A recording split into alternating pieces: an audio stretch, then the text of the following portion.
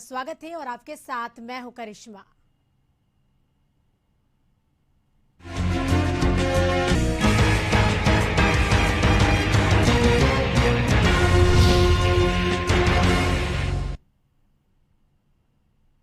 बिहार विधानसभा के छठे दिन मंत्री के जवाब से असंतुष्ट विपक्षी विधायकों ने जमकर हंगामा किया। दरअसल विपक्ष के कई सदस्य चाहते हैं कि विधायक फंड से कब्रिस्तान की चारदीवारी घेरने की अनुमति दी जाए। विपक्ष के इस सवाल पर बीजेपी विधायक हरिभूषण ठाकुर बचौल ने कहा कि अगर विधायक फंड से कब्रिस्तान की घेराबंदी की इजाजत दी जाएगी तो फिर शमशान और मंदिर के चारदीवारी की भी इजाजत मिलनी चाहिए।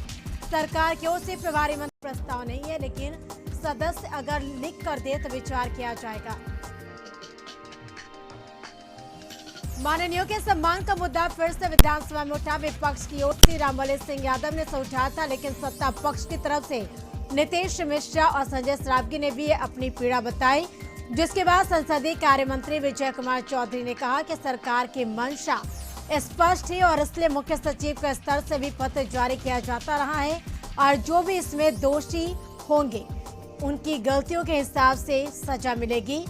इसके बाद विधानसभा अध्यक्ष ने माननीय के सम्मान को लेकर विधानसभा कमेटी बनाने की घोषणा कर दी। अब माननीय को प्रोटोकॉल को लेकर कमेटी की ही फैसला लेगी। बिहार विधानसभा के बाहर भ्रष्टाचार समेत कई मुद्दों को लेकर विपक्ष ने प्रदर्शन किया। आरजेडी, कांग्रेस और माले ने कई मामलों को लेकर सरकार को घेरा। कांग्रेस के सदस्यों ने कई विभागों की बजट में की गए कटौती और भ्रष्ट अधिकारियों पर कार्रवाई की मांग को लेकर विरोध प्रदर्शन किया। प्रदर्शनकारी नेताओं ने कहा कि भ्रष्ट अधिकारी पर सिर्फ दिखावे के लिए कार्रवाई की जा रही, तो वहीं माले ने शिक्षा में बेहतरी को लेकर प्रदर्शन किया।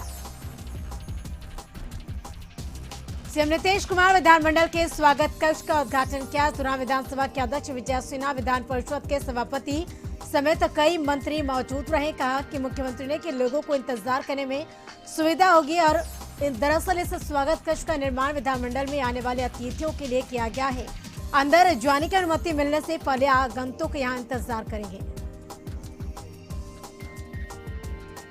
झारखंड विधानसभा की कार्यवाही का आज छठा दिन। 2 दिनों के अवकाश के बाद आज सदन के शुरू होते ही बीजेपी ने राज्य सरकार से स्थानीय नीति को स्पष्ट करने की मांग की। वहीं बीजेपी के वीरेंद्र नारायण ने सरकार से नक्सली सरेंडर पॉलिसी को लेकर सवाल उठाया। उन्होंने कहा कि कुल 1868 नक्सलियों के सरेंडर करने के बाद महज 600 नक्सलियों के आश्रितों को अभी तक नौकरी और मुआवजा नहीं बता चले कि सदन जो मुआवजा है और नौकरी मिल सका है। और सदन की कार्यवाही में आज का दिन मुख्यमंत्री प्रश्नकाल का हुआ, जहां सदस्यों ने सीएम से कई सवाल किए। वहीं बीजेपी ने सवाल उठाते हुए कहा कि बाकी परिवारों को कब तक सरकारी सुविधाओं का लाभ मिल पाएगा। इस सवाल का जवाब देते हुए विभागीय मंत्री आलमगीर आलम ने कहा कि सरकार इस मामले पर जल्द ही विचार करेगी।